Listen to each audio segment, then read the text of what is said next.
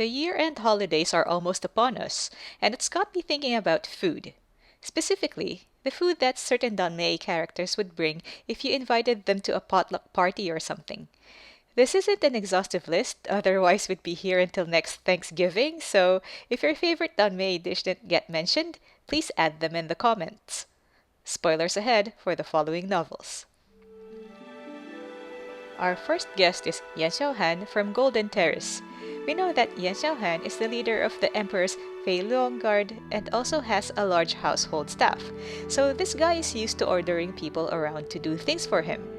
But in Book 2, Fu Shen is in the Beiyan army's camp when Yan Xiaohan surprises him one morning with longevity noodles. The English books don't say exactly what the dish looked like, but in my research, I found a dish called Jiang Shoumian, which has different subtypes named after the four cardinal directions.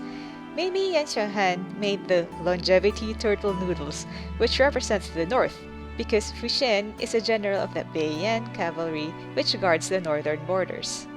Next, we have Fu Shen, also from Golden Terrace.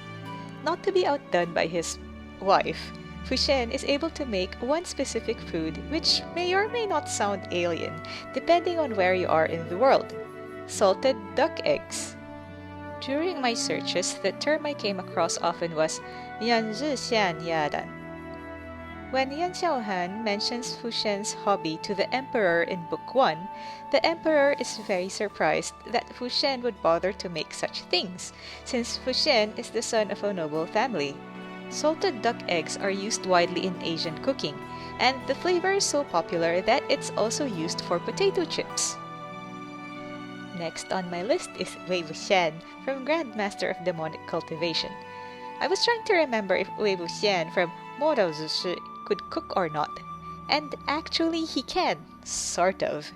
When a bunch of the Lan Clan's juniors get poisoned, he makes a no meat jo glutinous rice congee to counter the poison.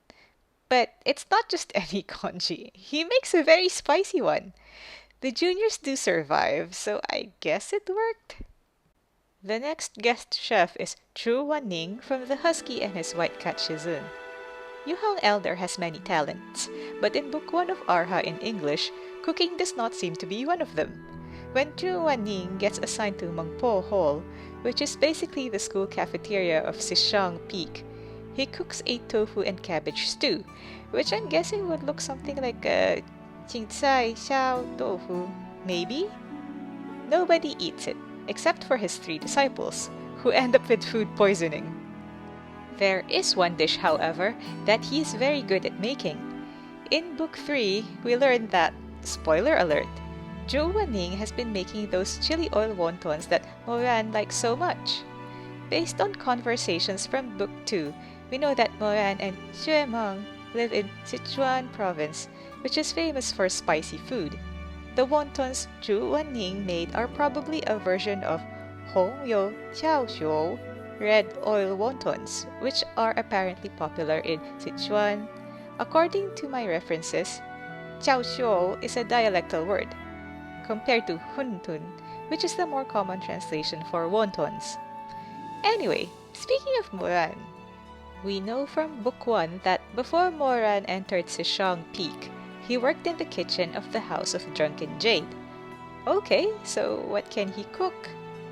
I guess the better question is, what can't he cook? He can make noodles in soup.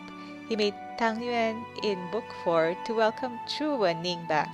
And in Book 6, he made soup dumplings, which would be xiaolongbao, I think. Let's just say Chu Wanning isn't going to starve if the Venerable One is around. Speaking of Venerable Ones, Yamushi from Thousand Autumns is annoying as hell, but this guy cooks. In Book 3, when he and Xian Qiao had to hide in a cave, he caught and roasted wild birds so they could eat. In Book 4, he makes 2 soup-based dishes. One is a fishball soup, yuan tang. He makes this for Xiao as an apology, sort of. Also, when Li Jingyu visits Bisha sect, disrupting Lao Yan's quality time with Xiao, Yamushi secretly makes fish head soup, yu tou tang, which is then served to the unwelcome guest. I'd be a little scared to eat this, but Li Jingyu actually praised the soup, saying, Wei hai butsu. It tastes quite good. I think Moran and Yanwushi should open a restaurant, Fandian, together.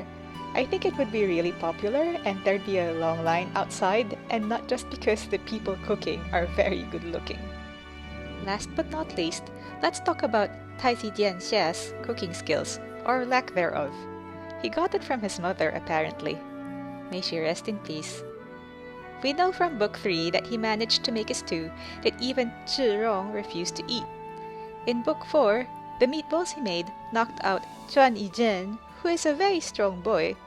And in Book 6, Xielian lost his job because he burnt a pot of rice, which is why you should ask him to help you if you're making paella.